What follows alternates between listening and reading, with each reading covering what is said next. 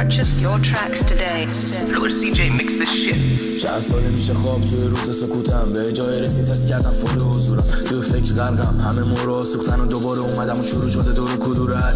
نسل پنج نیست تو دست بند، جونش رفته از بیر، حدثه کردیم و زندگی وایساد دوباره شروع تنخوردی و جمع سنگین و دست رنگی، بیپولی و احتمال حمله قلبی و رد مغزی و زخم مخفی. ایران جای فساد و جر و بس نیست، نخواستم شناختشم، فقط یه قدم مونده که بگا برم، یا همتون برقصید بساز هم یا مردم همو بگا بدن. این تکس رو درک نمی کنی اگه توی بچگی ها تک نمی شدی، این تکس رو درک نمی کنی هرچی کس بگی تایشنش رفته بخوری توی سوشال مدیا، دست بسته است تو دریای تنهایی غرقم.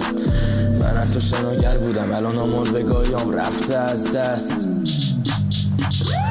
دستو میکوبم رو سرم فقط از چیزی که تو ذهنم لجن‌ترم. برو برم نگرد، برو دیگه برم نگرد. کینه‌ایم سگ بدجور گفت واسه زنده موندنشم مجبور شد، اون ضد حاکم بود و شد سر همین بود محکوم شد. ترجیح میدم فیمس نشم، یه کلا کپ سرم، یه ذهن لجن، ترجیح میدم خودم نباشم اینجوری نکلس سرم. من این رپرم که امن نیست جام، اینقدر کشیدم که دیگه شدم سنگین پام، اینقدر سیاه دیدم اینقدر بدبختی توی شهرم فقط شده زنجیر پام. چند سال پیش کردم کاسبی، الان چند سال گذشت و هیچ حاصلی نداد جزش تا پرونده، سر در همشون نوشته کاسب مواد. اینا رو نمیگم الگو بشم، میخوام ترجیح بدیم شما صلحو بشم.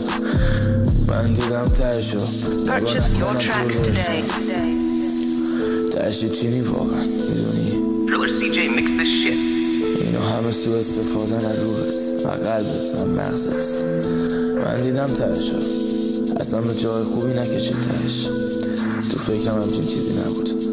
تیمسار